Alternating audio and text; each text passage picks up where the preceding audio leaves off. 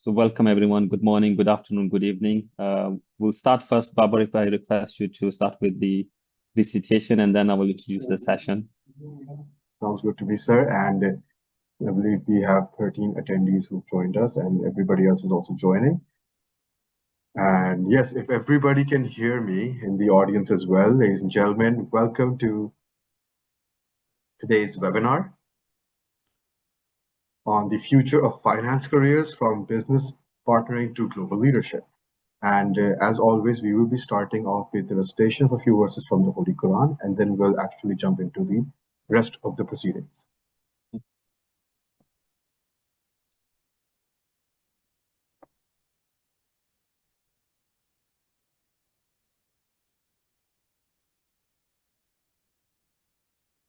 أعوذ بالله من الشيطان الرجيم بسم الله الرحمن الرحيم الرحمن علم القرآن خلق الإنسان علمه البيان الشمس والقمر بحسبان والنجم والشجر يسجدان والسماء رفعها ووضع الميزان ألا تطغوا في الميزان وأقيموا الوزن بالقسط ولا تخسروا الميزان والأرض وضعها للأنام فيها فاكهة والنخل ذات الأكمام والحب ذو العصف والريحان فبأي آلاء ربكما تكذبان خلق الإنسان من صلصال كالفخار وخلق الجان من مارج من نار فبأي آلاء ربكما تكذبان.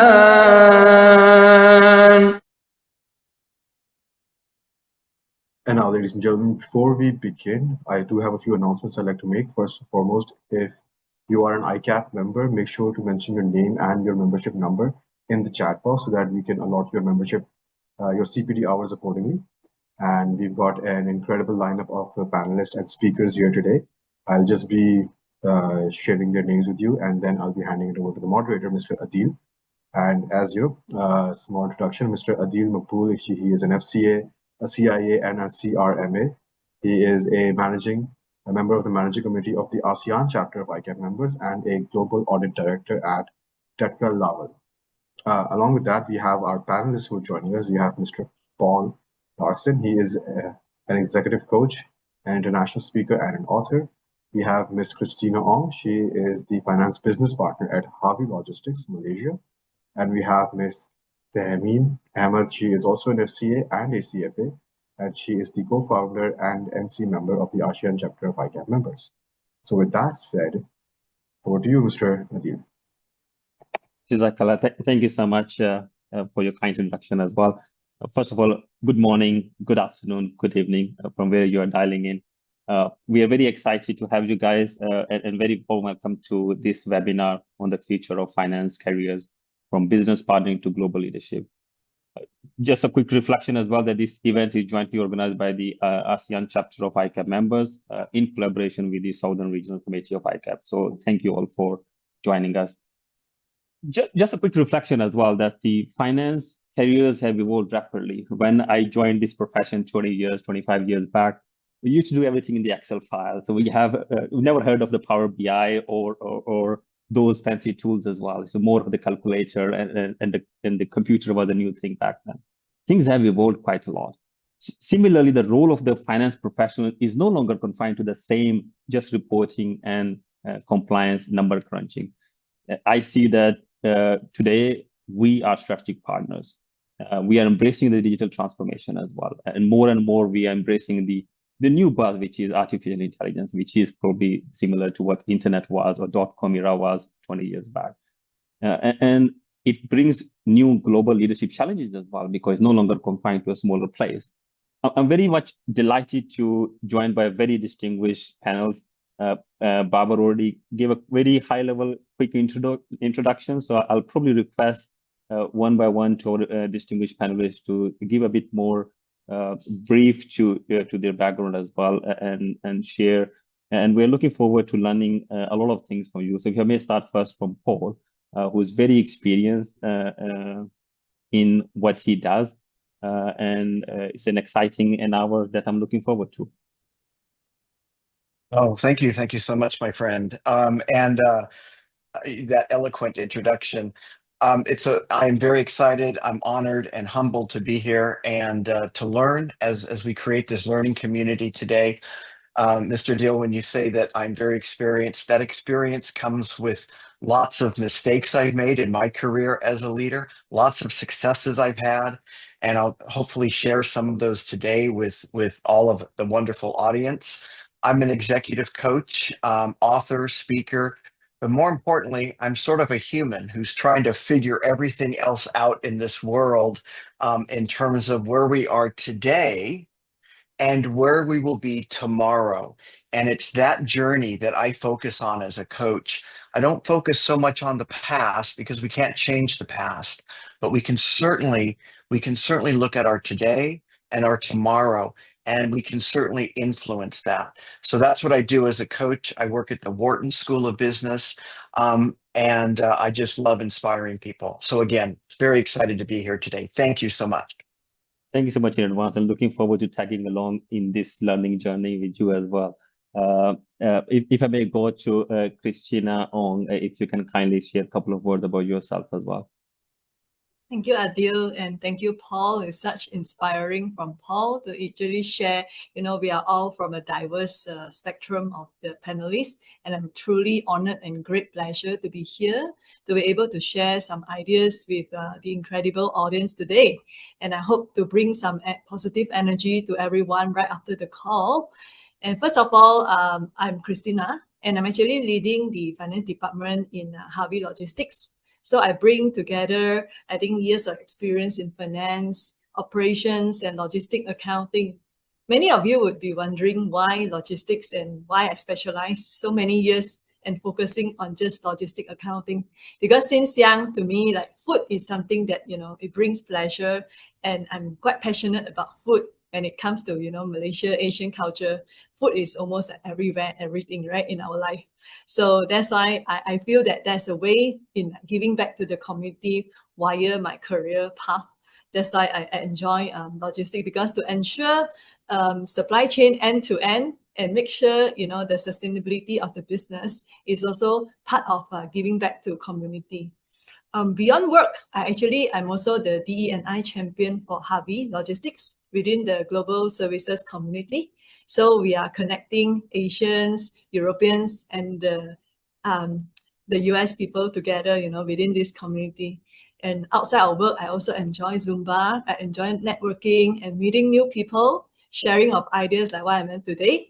And yeah, truly honored to be here and hope to share more later. Yeah, I'll pass the session back to Adil. Thank you, Adil. Thanks a lot, Christina. I mean, looking forward to learning from your experiences as well. And as you rightly pointed out, it's the end-to-end journey. It's the passion that actually makes the difference from where we are today to going forward, where we want to go. And thanks a lot for putting things in perspective for Zumba as well. I think so that's also important for us not to stay only in one field, which is number crunching and being a strategic partner, but also giving enough time to for our health and for our wealth as well. maybe if I go to Tammy now as well, if you can kindly share a couple of words about yourself. Thank you and greetings from Manila. It's great to be here with everyone. My name is Tehmeen Ahmed. I work in financial management with a multilateral development bank, and I've been here for the past 7 years out of my 15 years experience. I love the work that we have here because in finance, a lot of the number crunching we do relates to our pockets and our companies, whereas in development finance, the work we do is for the greater good, for the environment, for the people in developing countries. So it's highly satisfying that as finance professionals, we can contribute to bigger objectives, saving the planet, saving people. So I love this work and happy to share how working in 69 countries in finance, how that could be a potential choice as well for others. Thank you so much, Tammy. Thanks a lot, Tammy. It's a very bigger word whenever I hear saving the planet. It's a very big passion as well.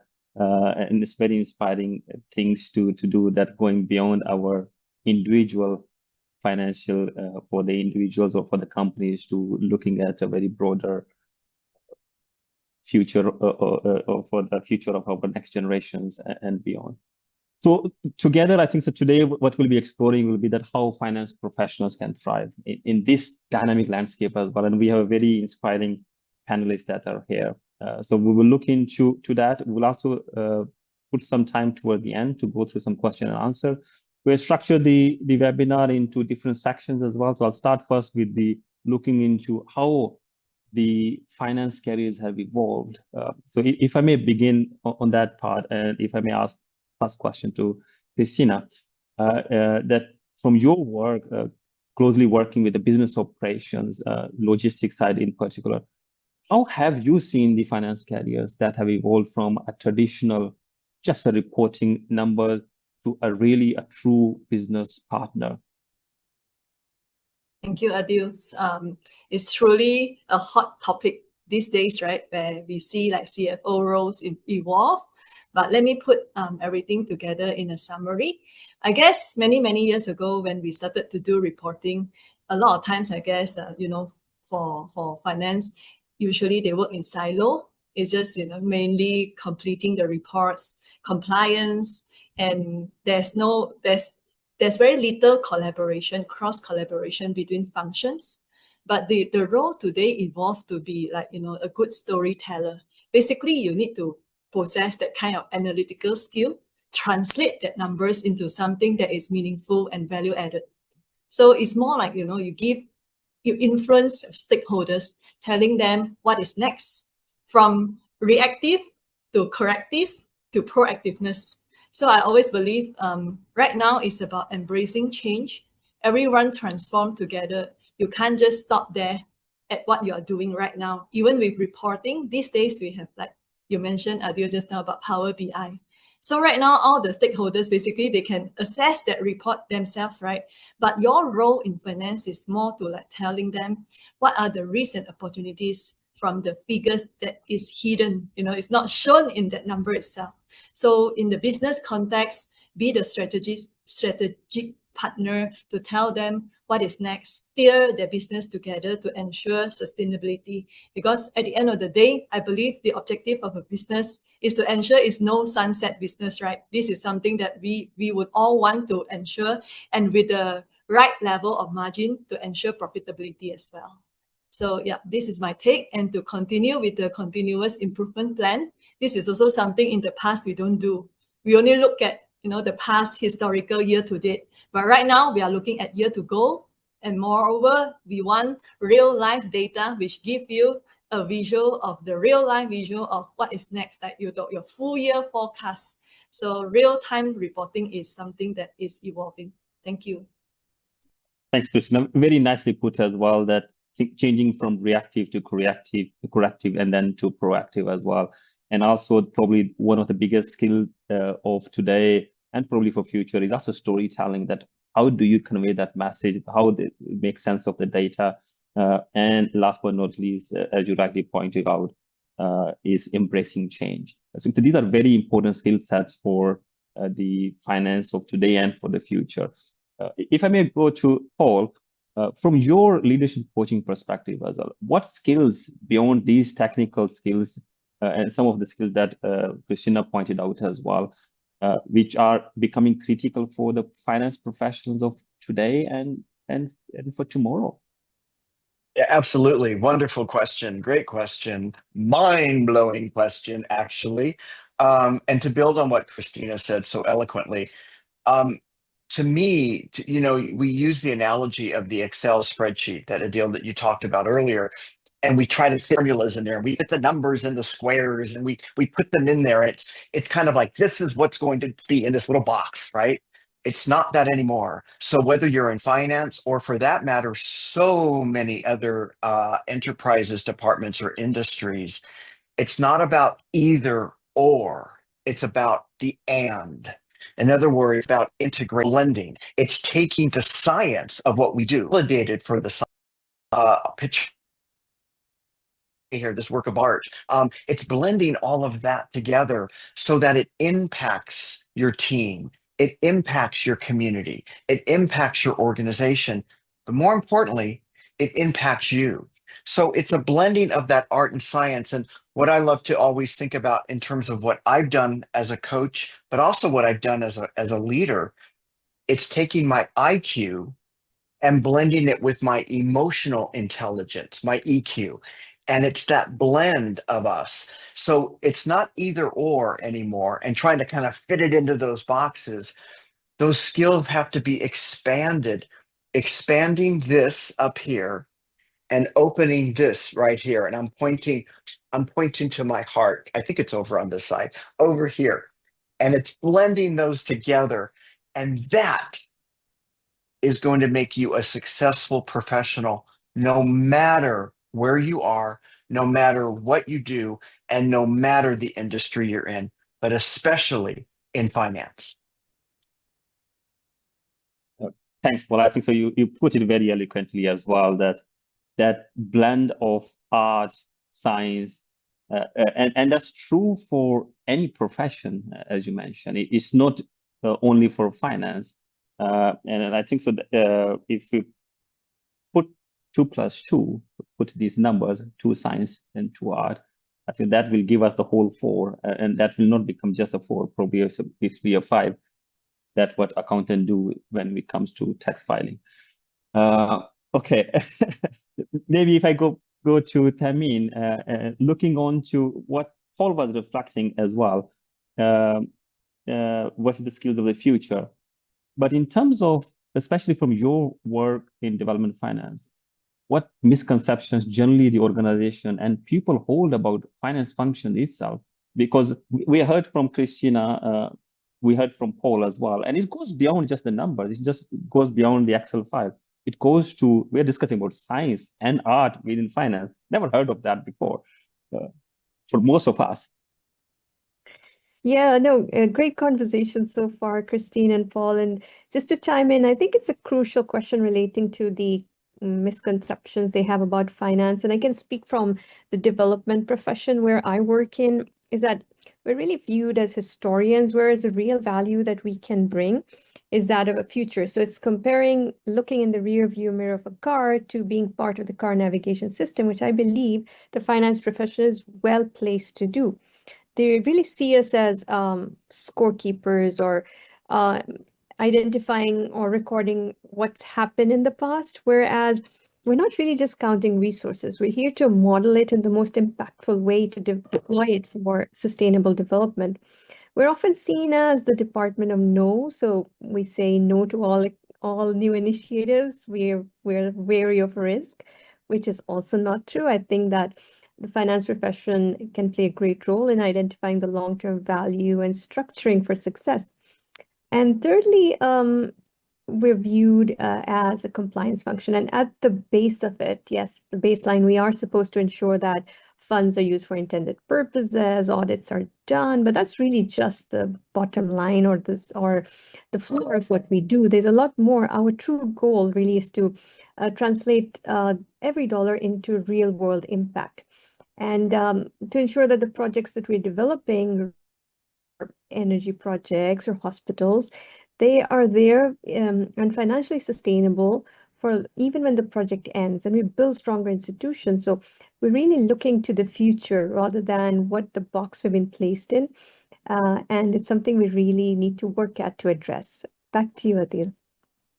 Thanks, I mean, I think so you put it very nicely as well. That it's not just about counting numbers or resources, but making a sustainable impact, and which probably is also reflecting of the fact that, as you mentioned, about identifying the long-term value and structure of the success beyond just the compliance baseline work that we do. We are having very good discussion. Although maybe if I ask just one generic question to all the panelists as well, just your reflection, because things have changed and evolved. You are very experienced in the area that you are working in. So if you have to advise to the young professionals who are dialing in, who are listening to us today, who are entering the finance organization or finance today or soon in future, what career paths do you see that exist now that did not exist 10 years back? And maybe also to put a slightly twist to that question, what do you think the future careers will look like? I know it's a very broad question, but maybe if I quickly request for a few seconds, each of you, to reflect on that. So maybe if I start with Paul first. So I think, and Christina and Tahim and myself, we've talked about this today through your beautiful questioning, Adil. The future success of your career is not going to be based on a LinkedIn post, a job advertisement, a job description, a position description. Your future success of a career starts right up here. It starts with the mindset that you have about yourself and about what you can do. We have never been where we are today, which of course is true for every day, right? We've never been where we are today because here we are. And as Tahim was talking about the beautiful like future we have, which if you're in a car, your windshield is so big. And when we look in the past, the rear view mirror that she was talking about is usually smaller because we don't want to talk about the past, but we anchor in the past so much. We hold on to that past as if it defines who we are. So my biggest take about where we are today and the excitement, the potential, the possibilities that we have of what you can design for yourself. But the one thing I want to say is make sure that you can get comfortable being a little uncomfortable. Because if we stick back in the past, in that rear view mirror, that's where we're safe. That's where we're comfortable. But if we want to really evolve, we want to grow, we want to change, we want to author a life for ourselves and a career for ourselves that is going to be colorful and vibrant. Only I can do that. But I have to change my beliefs up here. I have to change my thoughts because my thoughts will create my own career. So get a little comfortable, being a little uncomfortable as you step out into some new learning, some new behavior, but more importantly, some new thinking. What a wonderful way to put it as well, getting a little comfortable with the fit of uncomfortableness. Thanks a lot. Maybe we are discussing, looking into the time as well. So maybe before going to the next team, let's take a quick pulse from the audience as well. We talked so far on the finance, how it's evolving from a traditional reporting to a business partnering. I'm also curious as well to know how the role of finance in your organization, the audience who are joining us today, is evolving. So Babar, if I may request, you can release a quick poll for the audience to say as well, and this will give our distinguished panelists to take some quick water break. Yes, the poll is live, and I hope the audience can see it and answer accordingly. Yes, we're getting responses. Hey Adil, just a quick plug here, right? So while the poll is on, I see one very interesting question from Munir Saab, right? So I'll just read it out for you, and later you can slot in for the panelist.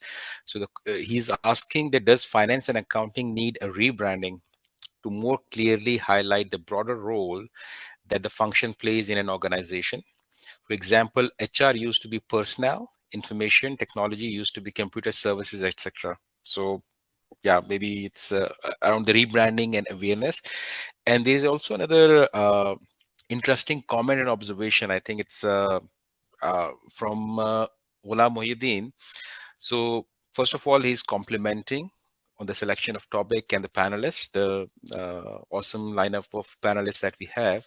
And essentially, he's making a comment that one thing that I want to add is that we need to change the academics to more focus on the strategy, leadership, and soft skills development, in addition to hardcore finance skills, skill set development, right? I think, and I believe the webinar, the initiative, the things that panelists and Adil, you are talking about it's exactly what we are doing in that direction, right? So just wanted to add a quick plug here while audience takes the poll. Thank you.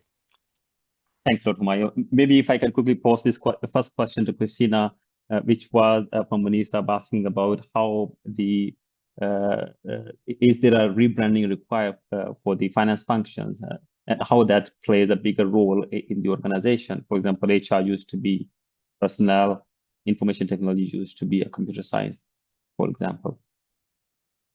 Thank you, Adil, and thank you, audience.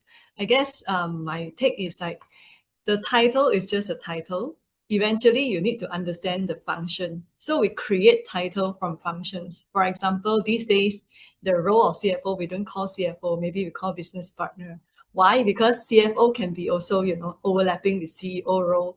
Reason being, you should portray yourself as a co-pilot and as a strategist, and I strongly agreed and aligned with what Tamin and Paul has shared just now. It's about your mindset as well, how your perspective about things. If you think you can, definitely you can, right? But definitely it's about positive mindset and be open-minded. Because to me, every role has its challenges, every role has its value add, So in every facet of career, I believe it's always come to the same, that is driving results, cost effectiveness, and also simplifying process. So finance can evolve in any facet in a supply chain. You can help any other businesses from having these value-added roles. Yep, that's my take. Thank you, Adil. Very nicely put, Christina, as well on the value-added part of the of our role as a finance professional. Maybe Paul, if I put this next question to you, which was from Ghulam Saab, which was they were asking about, yes, the role of finance already have changed, but is academia is also continuing on the similar path as well? From your experience, do you think that there needs to be a more focus on the strategy, leadership, and soft skill development rather than the traditional just accounting 2+2 that we know as of today? Is that a trick question? I love the question. It's great. And the short answer is yes. And the long answer is yes. Absolutely. It's beautiful insight on that question. So thank you for asking that. And when Tamin was talking about, finance can sometimes have the brand of no, or and that reputation. I come from human resources. And so as we were talking about sort of that rebranding and so forth, I'm also used to coming from the brand of no. But the more we can embrace our potential of who we are as a leader, and again, it's not always the position title, the job title. It's what we believe in ourselves. When I go into organizations, when I talk to people, when I look at my own career, when I look at my own life, I've sometimes been the most successful as a leader when I didn't have a title, because I was still leading, I was influencing, I had credibility, I was inspiring, I was enrolling, I was engaging. Those are the skills that we need to really focus on in the future. Now, again, in finance and so many other, in any other kind of role. So it's not staying in that box, in your Excel box. It's getting out, ripping open all of the apps that we have, and being and becoming who you can be as a leader in your life, as a leader in your career. Treat your career like a laboratory where you're going to try different things. Some things may work and stick. Some things may blow up in your face, as they have for me. And some things may just be incredibly successful. But you have to be able to be willing to engage yourself and try out those different things, especially as it pertains to that more strategic vision, that more strategic leadership, and just that overall strategy of who you are. Remember, it starts here first. Adil, you're on mute. Thank you so much, Paul. Very nicely put as well. Treat your career as a laboratory. We definitely need to make our own ways, experiment our own ways as well. But Babar, if I may request, you can close the poll as well. Yeah, Adil, and in the meantime, can I interrupt one more time? Because there is a very relevant question here. Yes, please. I'm just afraid of Okay. looking at the time as well. Please go ahead. Yeah. Okay, so actually, I mean, it's a very interesting and practical question, and I believe Paul has practically answered this question just now. But I just want to put it out there. There's a question which is very practical, very relevant, and I mean, feel free to add to that. So the question is that despite holding a professional qualification and a strong desire to excel in the career, I've been facing continuous job rejections. I sometimes wonder if this is due to my communication skills, language proficiency, or decline in technical sharpness caused by a career break. In your opinion, what steps should professionals take to realign their career path and regain confidence and market relevance? Maybe I post this question to Tamin. Yeah, sure. I think that's a great question. And nobody's life ever follows a specific straight path. There's always ups and downs. And the fact that you have a strong qualification is a great start for you. I do think that you really have hit the nail on the head. It's a lot about communication, networking, problem solving, soft skills these days. The tools available out there, the research available does mean that a lot of the technical aspects that we used to cover can be found very easily through various online sources. But what you can bring to the table is a problem-solving approach and an approach which people like. So the transferable skills, the diplomacy, the communication skills, and just connecting the dots among all the data that's out there, coming up with solutions which the team has already thought of or not thought of. So thinking beyond the box, these are things where you can excel. And each one of us, having gone through, for example, chartered accountancy, a lot of us are out there in this audience. It really means you have that within you. So just bringing out that your soft skills to the front and not taking previous losses as something to carry around, like Paul rightly mentioned. All of us goes through ups and downs. Leave that in the back and move forward with the new evolutions that's happening. Very nicely put as well, Tamin. And I think so. I learned from one of the lectures that I took from IMD University was a professor was telling that the qualification that we have is a passport. And all the additional skills that we get along the way are our visa that takes us to places. So as you mentioned that these additional skill sets or individual skills that we have, these are the ones that's going to take us to different places. The initial qualification is just the baseline that is there. And softer skill, the leadership elements, I think that's played a very big role in defining us, who we are and what we want to achieve as well in our life. Okay, thanks a lot for the voting as well. I have a look into the poll. Unfortunately, I cannot see the result. Barbara, is it possible for you to share the? Yes, excellent. Thank you so much. So it's very interesting. It looks like most of you believe, I mean, there have been some tie as well, but 54% of you believe they integrated with leadership and transformation initiative, which is interesting to see the results. I mean, that really reflects the transformation journey that many organizations are on. But moving beyond the compliance into strategy and leadership, I mean, this sets us to perfectly our next topic as well, which is how technology and this new buzzword called AI is reshaping the finance roles.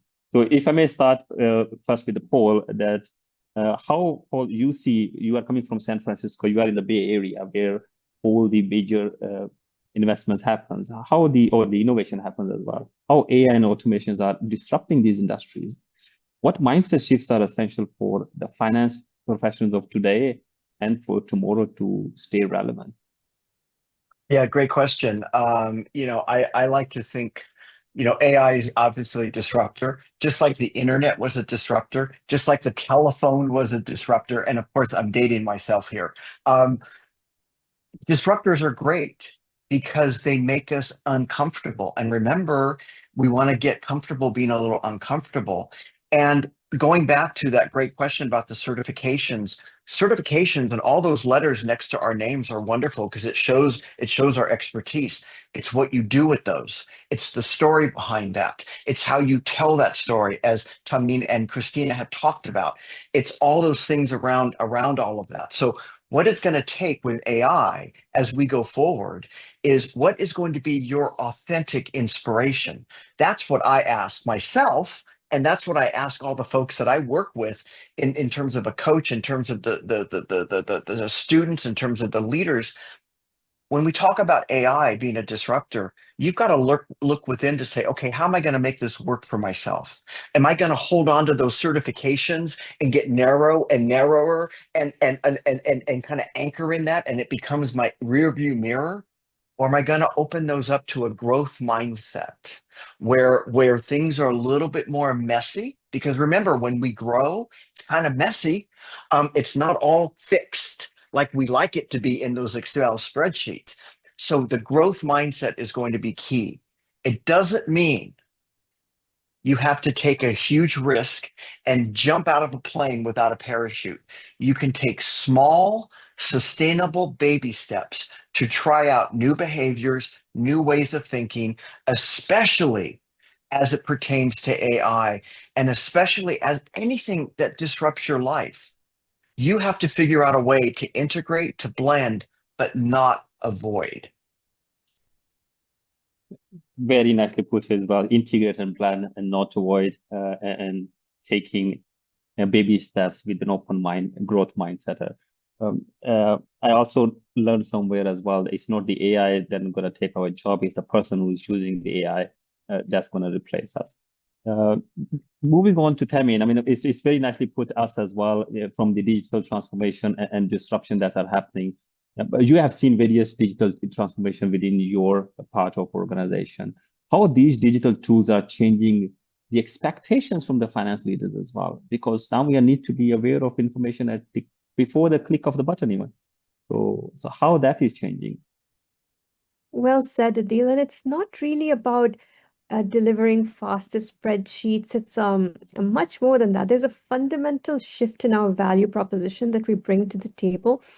I like the navigation example. So we're no longer just supposed to report on what's happened, but we're really supporting the organization to predict, if we take the analogy of a ship, to predict what the weather would be and help the organization to navigate through choppy waters towards opportunity. So they look at us to provide real-time intelligence. We've touched upon that. You don't want a report which comes up 3 months after year end. You want real-time dashboards that give the insights that management needs.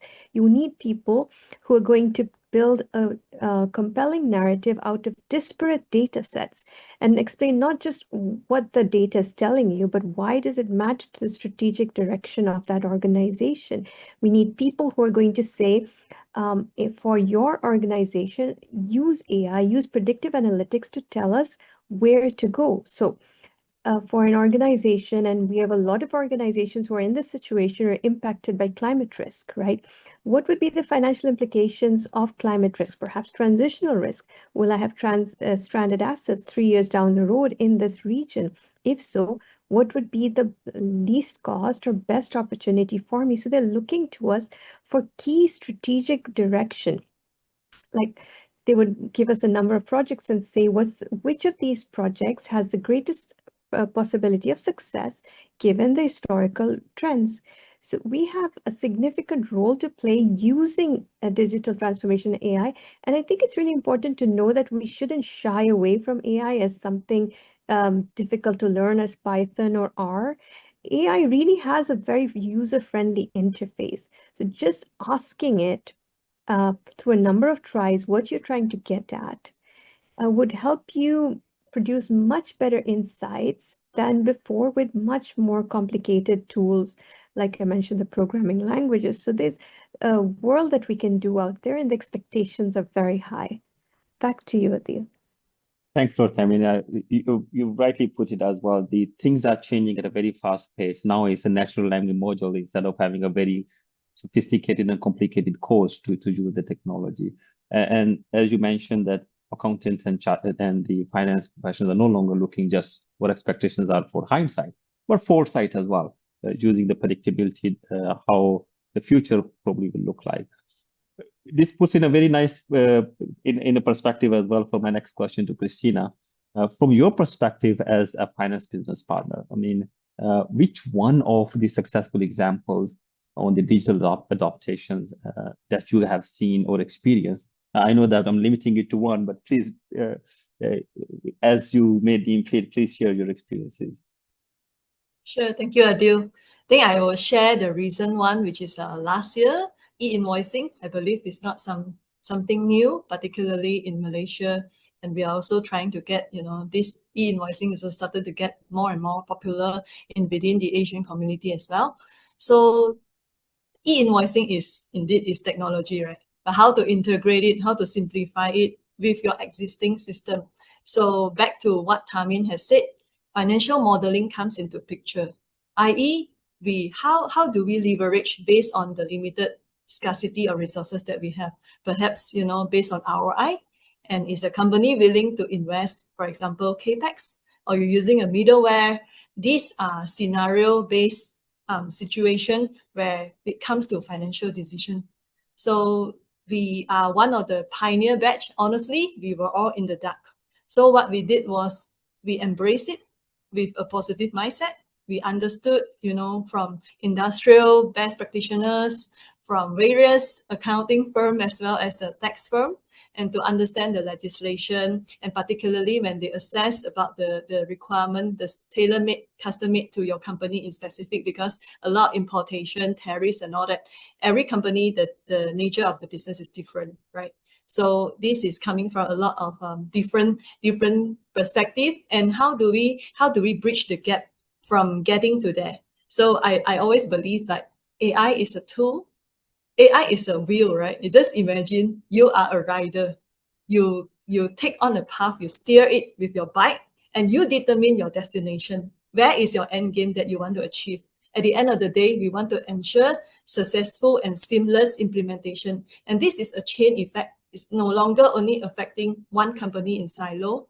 It also pair with your stakeholders, for example, external suppliers, your customers, and they see you as a lead example, for instance, right? Because everyone is so new to this, and when they see, wow, Harvey Logistics, you are one of the pioneer implementation, and they roughly can gauge also where is your turnover, where is your technology adoption in this phase during the introduction of e-invoicing. So this is somewhat we consider a great success, because eventually there is hypercare phase, right? You can't stop there. And technology is always about innovation. From now, we use middleware and we make sure everything's seamless. But the next phase is about integrating, making that programming code simplified, right? So it will never stop, even with AI intervention, with human innovation. I always believe this is just the beginning.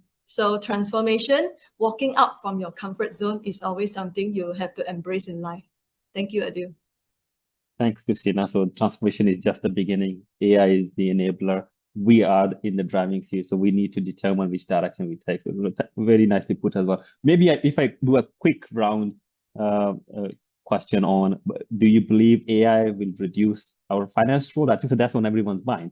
Or it will create a new opportunity, and how do we get ready for those new opportunities as well? If I may ask for a very brief answer from each of the panelists, starting from Paul.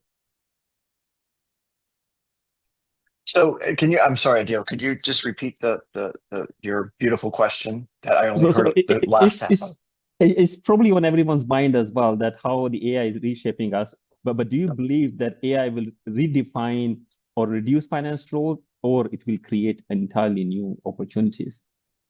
Yes to all of that. Of course, because AI will, life will, some new technology that we haven't even heard about today will. And to your point, it absolutely will. That's why we have to be flexible, agile in which to do that. And how we have to kind of learn to reframe sometimes who we are. I think we started the conversation out way early today, at the beginning, around not reacting to everything, but responding. We live in a world where it's just everything is so reactive by nanosecond, whether it's on social or digital media or how we are with our relationships.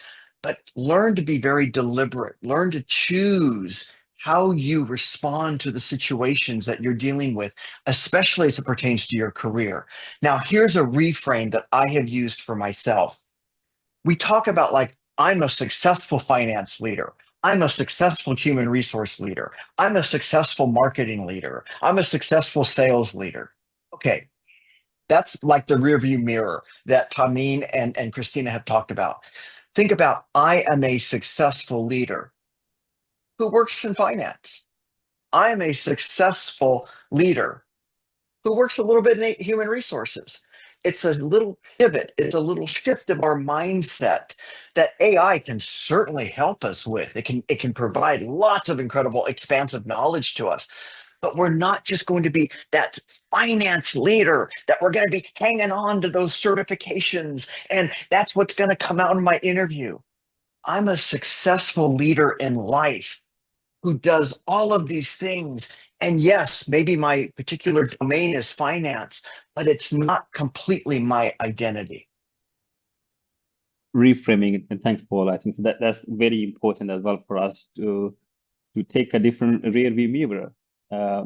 If I may go to Tammy now as well, if I may add to that question a bit more different pick too, that if you have to pick one digital skill which every finance professional must develop, what it would be?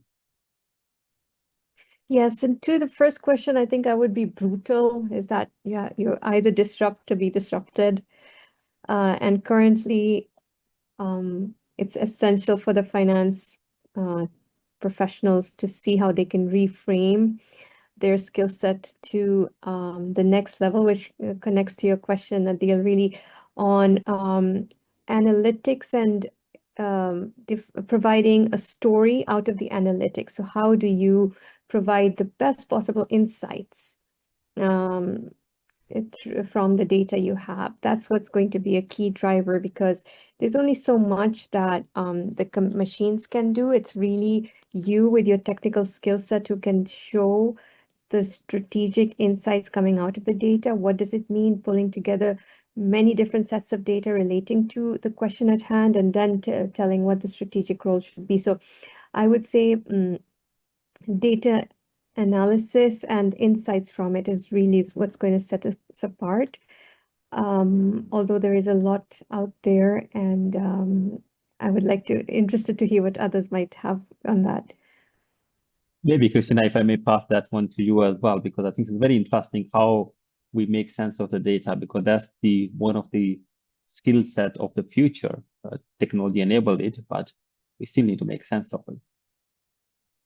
Thank you, Adil. I think it's interesting. My answer to this will be yes and no.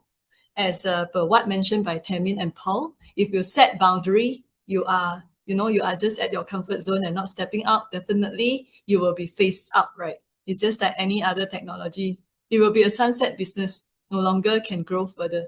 But if you have a growth mindset, you turn this risk into opportunity, because disruption we view it as a risk. In every facet of life, there comes, a risk. And how do you being resilient and agile enough to counter this, become business opportunities?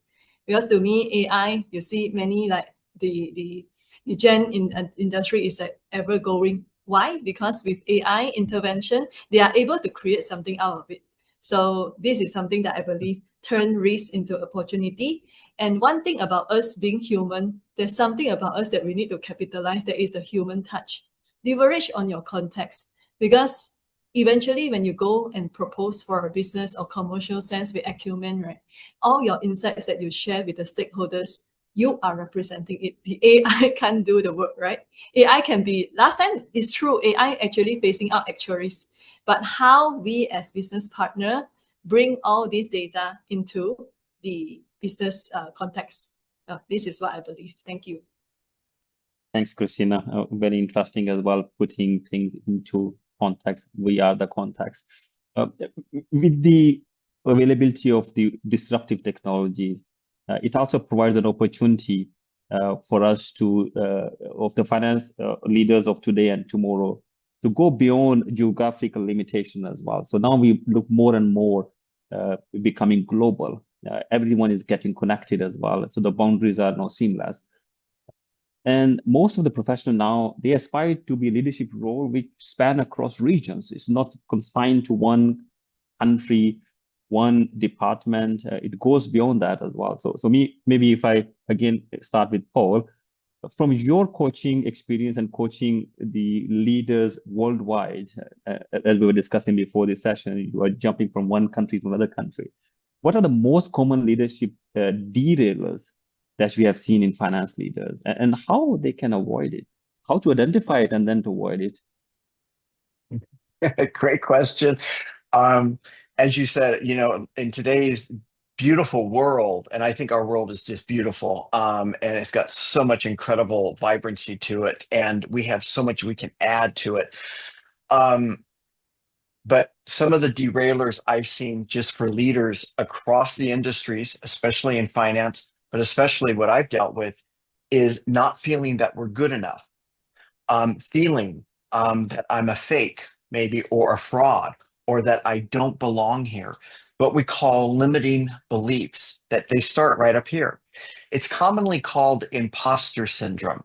I have lived with imposter syndrome my whole life. I have dealt with it in terms of in school, in relationships, and certainly in my career. Like, what am I doing here? Like, even looking at this incredible panel and all of you and the incredible participants and audience days, like, what am I good enough to really be here? Am I just kind of pulling one over on everybody?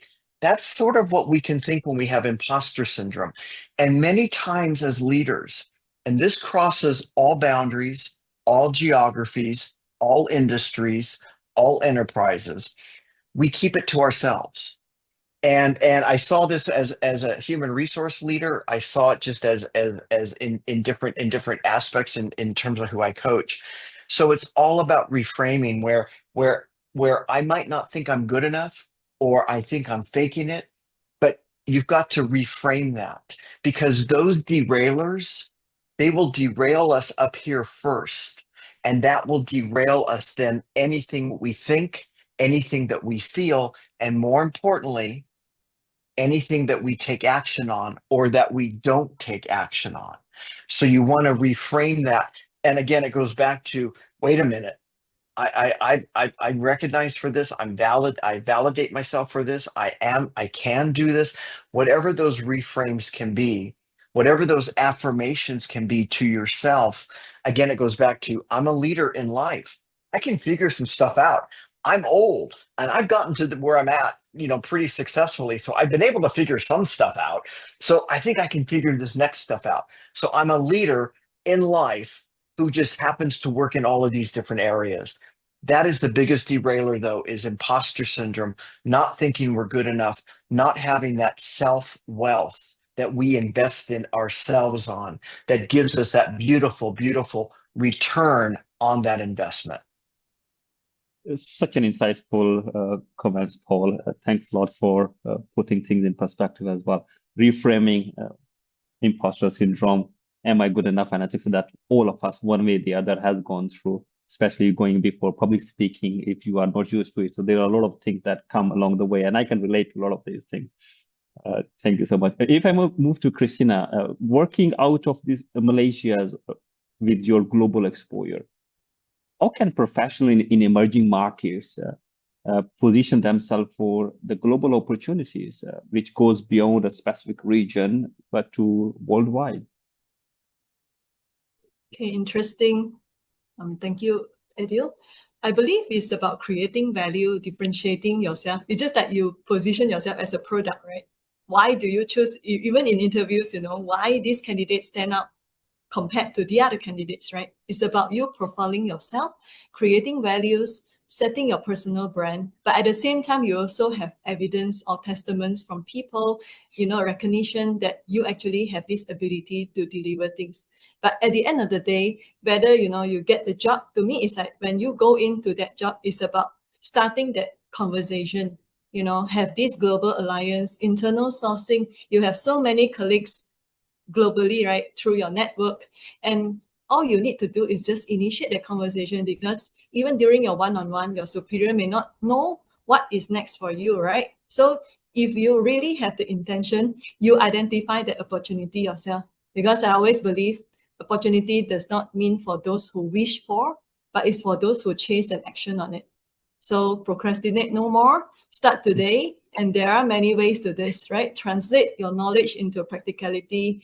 And if you could, take the extra mile to understand the law, legislation, and even to your advantage is like mastering other people's language and culture.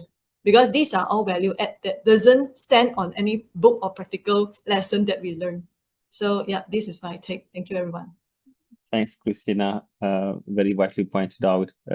Fortune favors the brave. If you don't take the step, you're not gonna. You don't start the journey, you're not gonna complete it, or you're not gonna go anywhere. This brings to another question, Tamin, if I may take your brain on this one. You worked in a global set of organization as well. If I recall correctly, 69 countries or project that you look after or have a view of. What qualities that you think distinguish a finance professional for them to succeed in this international career? Yeah, and if I may add a bit more as well, and probably I will also ask that question to the other panelists, is the hybrid and remote working is becoming a norm. Is location anywhere relevant now? Thanks, Adil. And I really like the positivity which, Paul, you're bringing to the conversation. And Christina, God helps those who help themselves. So really, I like the base that you guys have set up. I think that, yes, I work in an organization which has a presence in 69 countries. And I find that they're truly incredible professionals I'm working with. And if I was to look at only the finance professionals, I feel that those who lead are those operating at the intersection of numbers, nuance, and narrative. And what I mean by that is, let's take that one by one. Contextual intelligence. So understanding that operating in very different environments means that we need to be quite aware of what works in that circumstance. If I'm building a financial model for an energy sector project in Indonesia, which has a robust regulatory environment, good structures in place, it would be very different to what I would build for a financial model if that's in a small, fragile, conflict-affected state, a Pacific island. What I would build in there, the assumptions I would put in should be really different. So are we able to adapt our analysis to the reality on the ground? Second, I think a distinguishing factor relates to our communication. We touched about that earlier. We're constantly translating. We're discussing complex financial structures with, in my case, government officials, engineers, community leaders. How do we build the trust and the consensus across cultures? It's much more important than the technical perfection of the model in my case, right? finally is, I would say, the systems mindset. So when you go to approach an issue or build a project, are you solving for that project or that problem that is posed to you, or can you place that in the context of the sector and come up with something which connects the dots between, I go back to the example of my boat, or I'm building a port, right? Should I only focus on the financing of that port or its impact on regional trade, on food security, and climate resilience? So looking big picture. So these are some of the aspects I think which really take a finance professional to the next level when operating in a global environment. And going back to Paul's point, it's your self-belief that you can do it. I'll stop here, Adil. You had an additional question relating to hybrid working, whereas I do think in a global environment, this enables us to do more. There's only so much you can do working remotely. There's always the need for the human touch to be there and to visit the project sites and to see what's happening. There is no substitute to that. So some things, yes, hybrid working supports, but some things there's no substitution to being there on the ground. Thanks, Adil. Thanks, Tamina. I think so you put it very eloquently on various aspects, be it the number, the contact, the communication. Maybe, Babar, if I may ask, if you can run the second poll as well, because I think that's very relevant for us to hear from the people on the call, what their views are in terms of the critical capability for finance leader down the road for 5 years. But meanwhile, people are responding to the poll. Maybe if I can also ask Paul and Christina, if you can also comment a bit more on the physical space or physical space for the leaders of today and tomorrow. Is it relevant? So one of the questions I always ask myself is, so what? So what, Paul? So what you have this? So what you can do this? So what? And that propels me forward into, okay, if I can act this way, or we can lead this way, or we're so connected, and we have so many ways to connect nowadays. Look at what we're doing here. Look at everything we have. But are we really connecting? Are we really enrolling? Are we really engaging? Are we really influencing? And that's going to be so critical for the leaders of the future. So you probably have heard this before. Think globally. And Tamim was saying that, right? Think globally.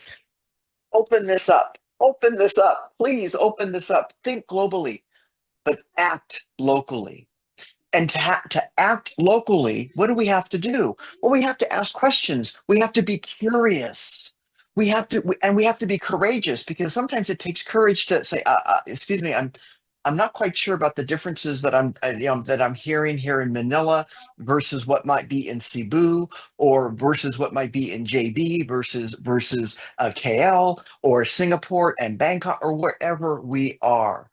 And I absolutely agree that we can do so many things now virtually, and that's beautiful and wonderful, but it doesn't always replace that enrollment, that engagement, that connection that we get from being in person, which is why, I live in San Francisco, California in the States, but I'm here today in Singapore, on my way to Phnom Penh tomorrow, then KL and Dubai, because it's so important for me to connect in person so I can act locally, and so I know what I'm doing as well. When I'm acting locally, I'm not just thinking I have a big ego, I can act any way I want. I'm going to act locally so I influence, engage, and enroll and inspire the folks that I work with, because they inspire me. Thanks, Paul. Think globally, act locally. I think so it's the right approach for us to stay relevant for future. Christina, if I may ask you as well, your take on hybrid remote working, physical location, is it relevant anymore? Yeah, I think this is a very beautifully crafted by Tamin and Paul.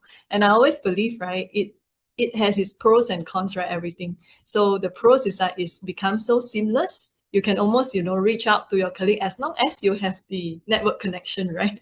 So that's the first and foremost thing. Every time I go to a cafe, is that the first thing in my mind, do I have that strong connection, or do I have an enclosed environment so that at least with the headset on to filter out the noises, right? It's about the soul. I always believe you need to get intact like Paul mentioned, you have to stay local. It no point, whether you meet virtually, you meet physically, but your mind, the message you want to deliver is really not there, right? The essence of it. So I always believe make every meeting productive, whether be it is virtual or through physical meeting. Always achieve that objective as much as possible. Yeah, that's my take. Interesting. Thanks a lot on that one. Humayun, I understand there are a few questions that from the audience. Maybe we can quickly take it as we go along, if you don't mind. Absolutely. Thank you so much, Adil. And I love the energy and super insightful discussion, right? So there are 3 questions in total. First one, I believe Paul has already answered. It's more around self-awareness and what Paul talked about, like imposter syndrome. But I'll read out the question in case any of the panelists want to add any more thing.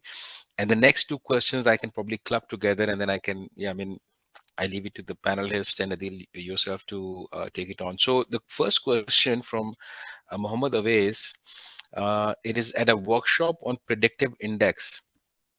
It was mentioned that a personality trait is a bit fixed. It cannot be completely changed. Basis this, PI decides and suggests on whether a person is fit for finance or commercial. I'm sure Paul would have been carrying this personality from the beginning to take him to coaching instead of back office finance. So spotlight on you, Paul. Maybe we can direct this question to Paul then. So I absolutely love that, and it's like anything when we are looking at personality traits, when we're looking at characteristics, when we're looking at and Tameen and Christina talked about this too. Our brand, what does it represent? And it's not so much that I can hang my hat or I'm not going to go do back office.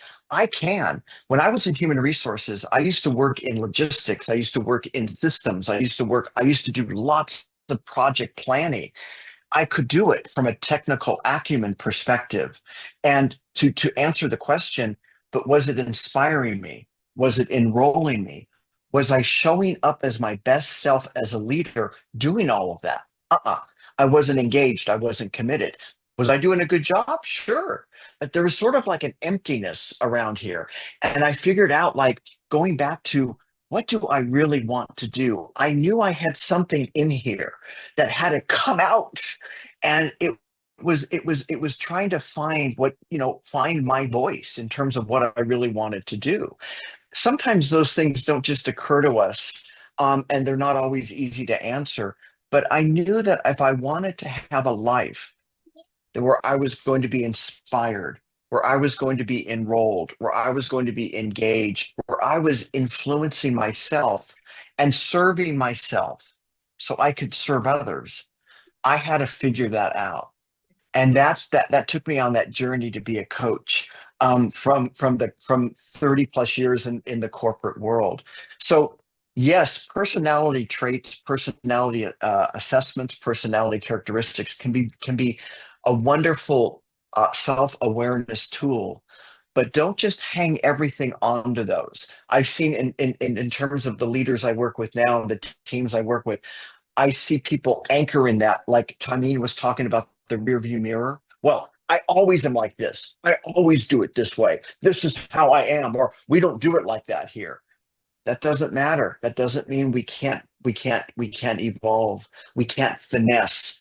We don't have to do a complete 180, but we can make little baby steps, especially with who we are and the brand that we represent and that we author for ourselves.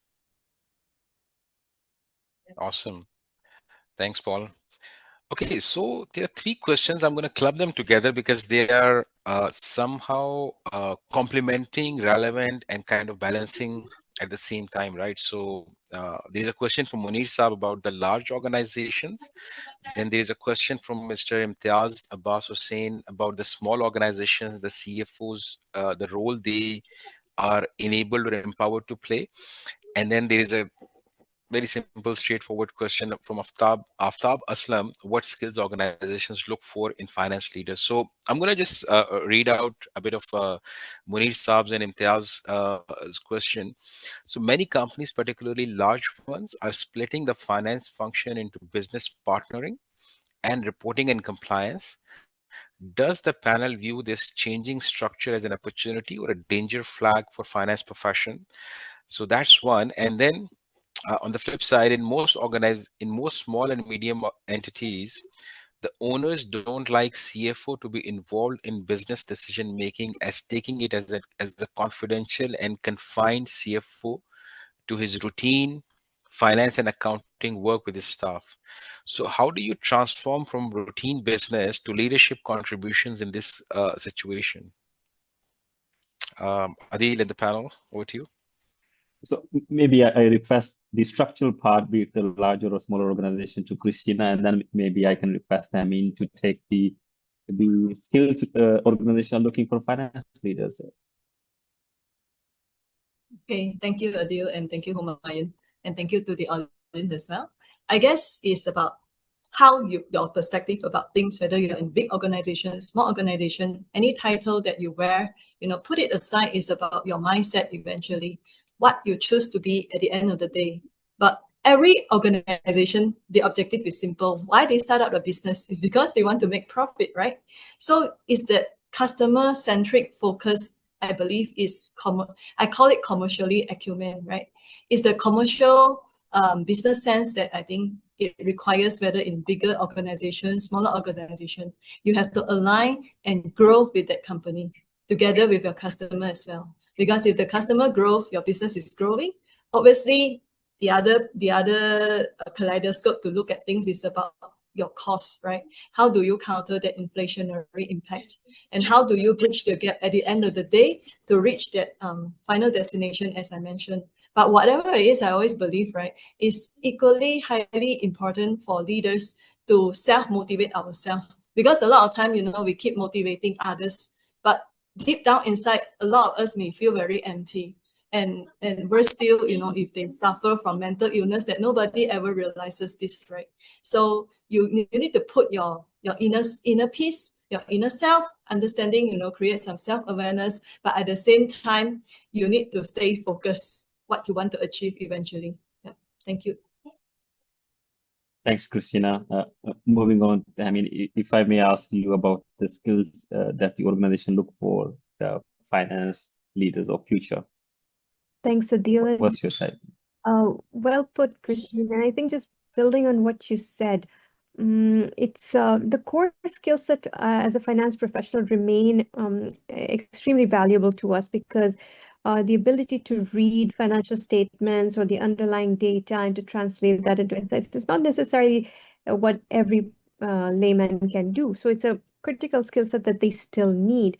What they do want us to add on to that is to translate that into key insights and to translate that in a way that contributes to the strategic direction of that organization. So they want us to be able to be better communicators, to be able to be better presenters. And they also would definitely want us to be able to incorporate broader data sets into what we're reporting on. So the ESG is not a buzzword anymore. It's really something which our organizational leaders would like us to see how we're incorporating it in the finance world, for example, in investment finance. When reporting on the returns and the risks of any bond issuance, it's almost standard to see how we're integrating the impacts of climate risk or better governance on the cost of capital or the returns. So whereas our core skill set of being a technically skilled finance professional remains valid, it's how we translate that with our soft skills and our data analytics, which is going to be increasingly important. Let's try to innovate and leverage what we already have to keep up with the developments that are happening today. Back to you, Adil. Thanks, Lord. I mean, I think so that puts in a very good perspective to look into the poll results as well. Babar, if you can share with us what is the audience thinking about. And it was a difficult question, I must say, as well, because it's very challenging to see. And we expect it's going to be a somewhat mixed or equally important view too. All these skills, and I can see as well, there are mixed results around 50% in majority of the cases.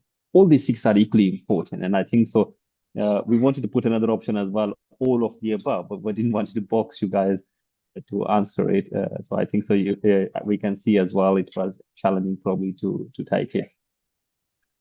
That also puts us into a very nice way to look into our last theme for the webinar, which was more reflecting on how future readiness, how future ready we are.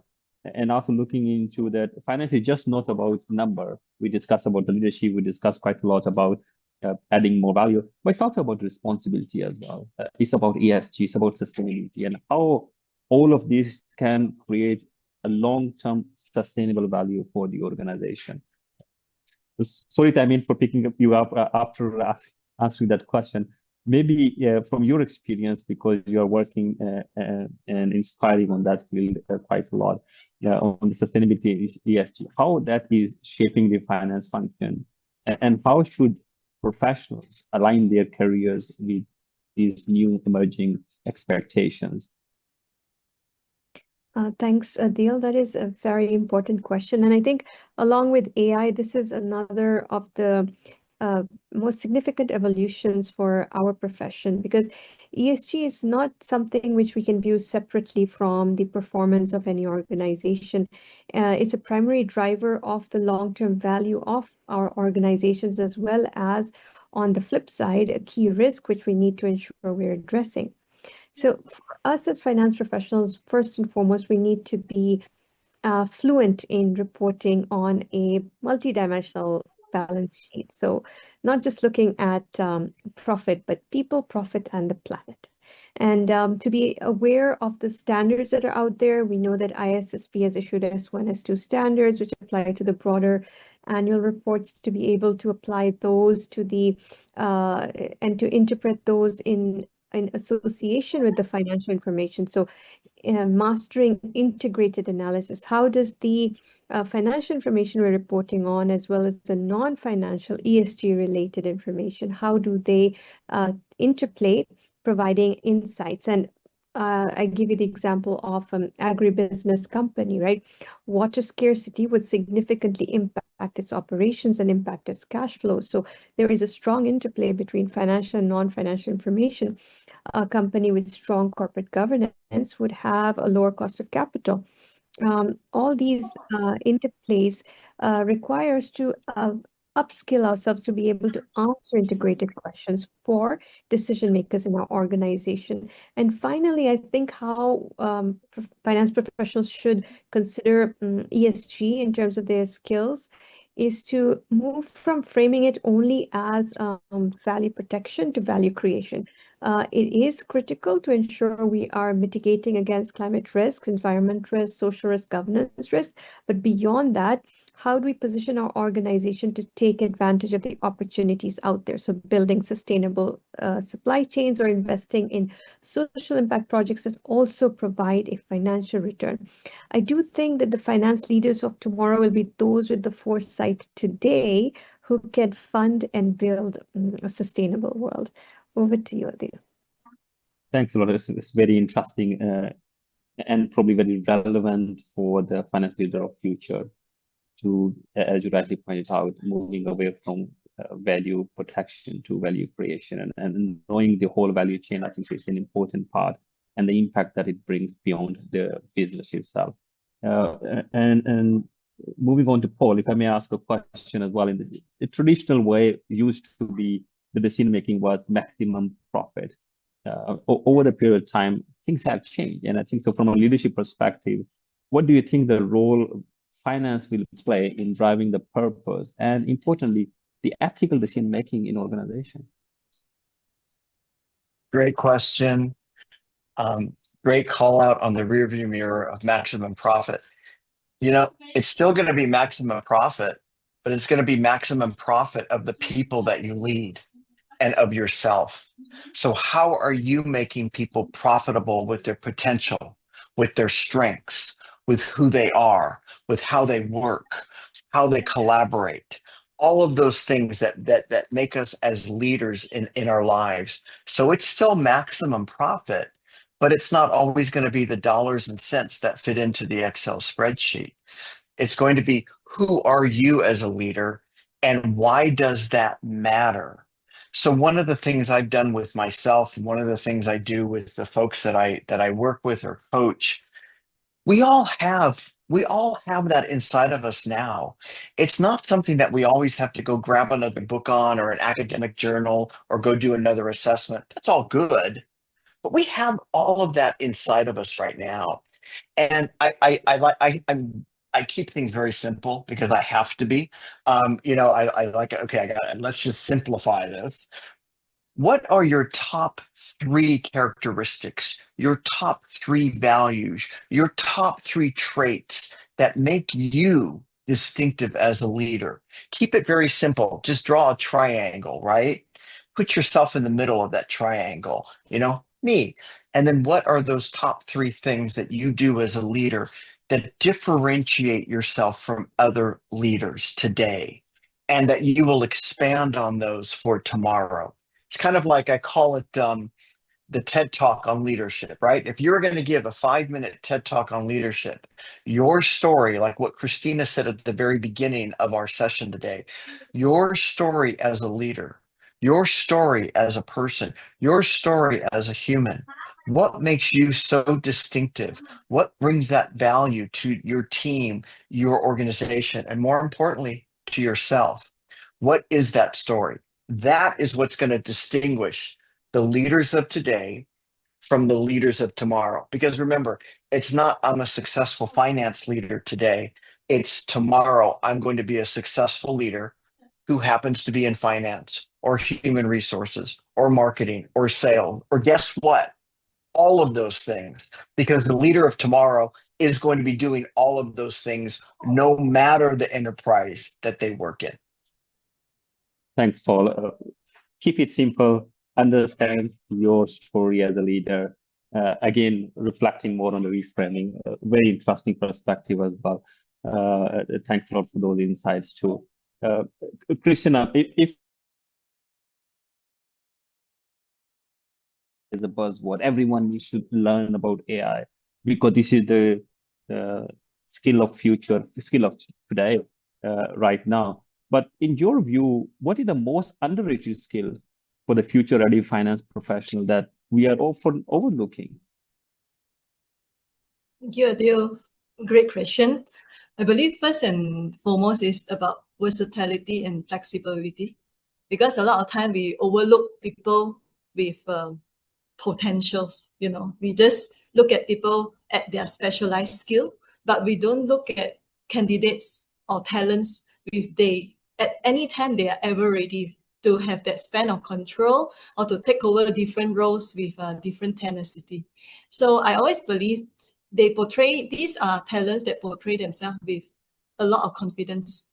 They are ever ready and they are very positive minded and always believe in themselves, right?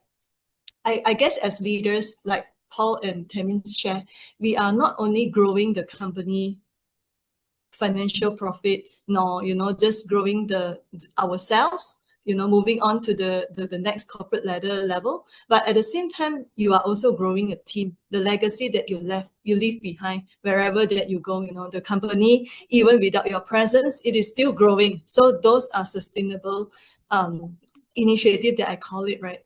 Whatever, in a company, you drive CSR, you drive a lot of initiative, but at the end of the day, it's about you identifying and unleash that potential in certain people that they don't even realize they have that potential. So I believe this is a real skill for most leaders that we tend to overlook. Yeah. Thank you, Adil. Thanks, Christina. Unleash your potential.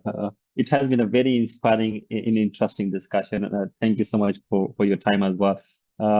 We will open the floor for question and answer, but meanwhile, maybe if I can pose a couple of questions to the panelists as well while we wait for the questions from the audience. I'll club two questions into one. One is basically that's very often that we get that the overall finance professional market is very crowded. That how can we differentiate in this crowded market, job market? And the second part of the question is regarding that if you have to give one advice to the next generation of finance professionals, what that would be. So how can we differentiate in this crowded market? And probably it goes hand in hand. What is the piece of advice for the next generation of finance professionals?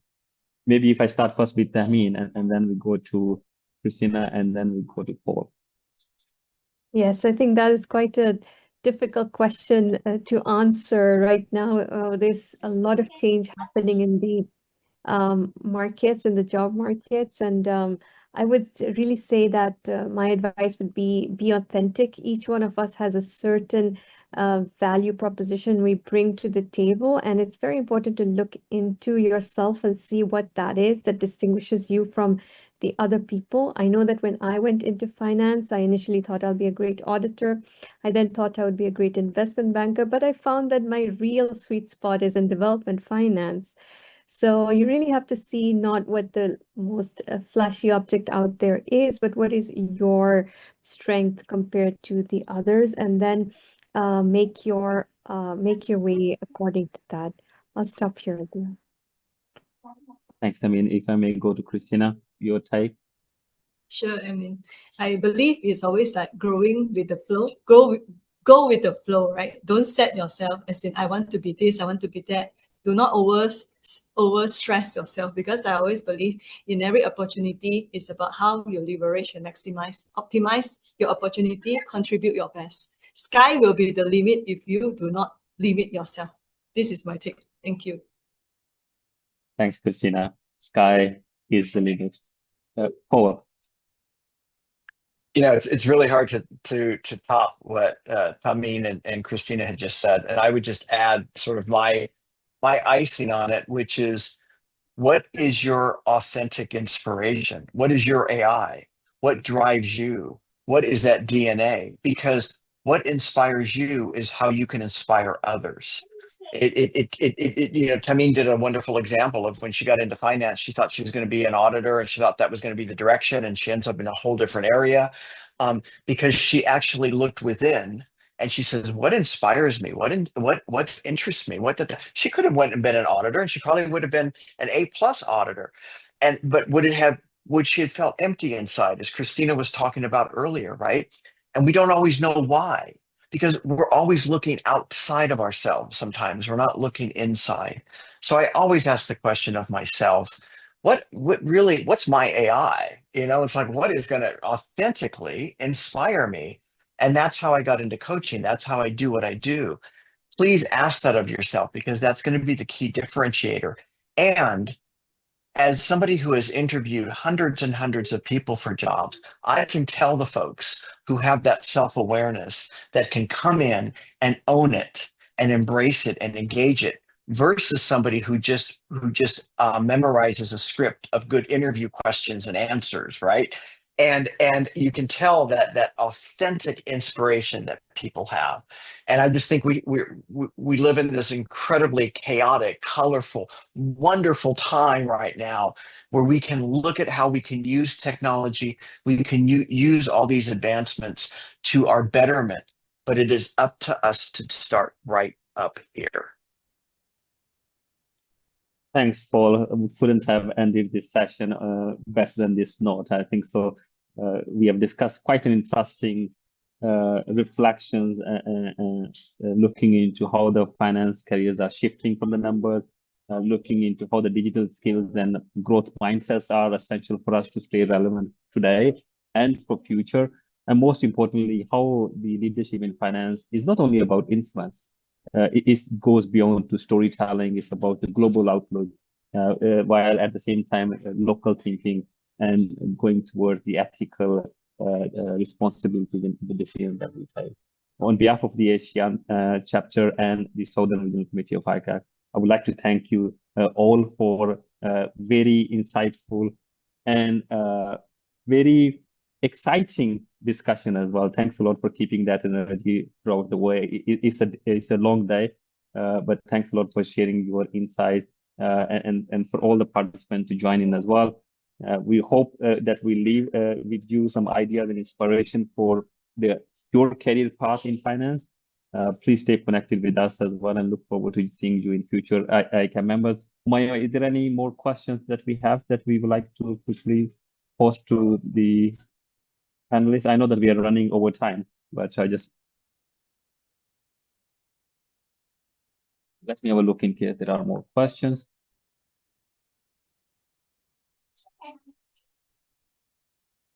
No, I think so that will be all. Any closing remarks from the panelists? Excellent. Thank you so much, everyone. Thanks a lot, Paul. Thanks a lot, Christina. Thanks a lot, Tamin. It has been a wonderful time. I learned a lot. There are interesting things that I never knew, but I can relate to them. Looking forward to staying in contact and discussing further on a coffee or a tea. Thank you, Have a good everyone. rest of the evening, everyone. Thank you Thank so you, much. everyone. Have a good Thank you, evening. everybody. It was wonderful. It was absolutely wonderful. Thank you. Thanks a lot. Thank you. Pleasure. See you. Bye-bye. See you. Bye-bye. Bye-bye. Barbara, we can close the recording now.